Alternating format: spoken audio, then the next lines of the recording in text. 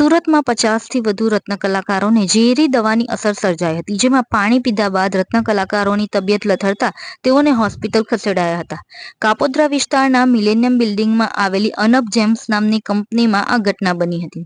સુરતમાં 50થી વધુ રત્ન કલાકારોને ઝેરી દવાની અસર થઈ હોવાનું સામે આવ્યું છે. સૂત્રોના જણાવ્યા મુજબ પાણી પીધા બાદ રત્ન કલાકારોની તબિયત લથડવા લાગી હતી, જેથી તેઓને સારવાર અર્થે હોસ્પિટલ ખસેડવામાં આવ્યા છે. 50થી વધુ રત્ન કલાકારોની તબિયત લથડતા તેમને હોસ્પિટલ ખસેડવામાં આવ્યા છે. પીવાના પાણીમાં અનાજમાં નાખવાની દવા ભેળવવામાં આવી હોવાની આશંકા લોકોએ વ્યક્ત કરી છે. ત્યારે હાલ આ સમગ્ર ઘટનાને લઈ પોલીસે ઘટના સ્થળે પહોંચી વધુ તપાસ હાથ ધરી છે. આ સમગ્ર મામલે પોલીસ દ્વારા તપાસનો ધમધમાટ શરૂ કરવામાં આવ્યો છે. તો અત્યારે સેલ્ફોસ નામની દવાની પડીકી પણ ફિલ્ટર પાસેથી મળી આવી હોવાનું સૂત્રો પાસેથી જાણવા મળ્યું છે.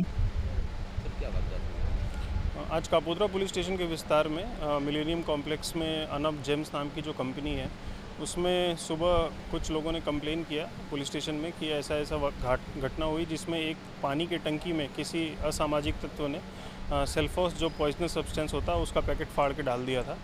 लकीली सेल्फोस का जो पैकेट होता है उसमें 2 पैकेट्स होते हैं, बाहर की प्लास्टिक की पड़ी की होती है और अंदर में उसके एक और पैकेट होता है. तो अंदर का पैकेट फटा नहीं था और जब इन्होंने वर्कर्स ने कंप्लेन किया तो मालिक ने जो अच्छी सोच दिखा के सबको हॉस्पिटल भेजा, किरण हॉस्पिटल और डायमंड हॉस्पिटल.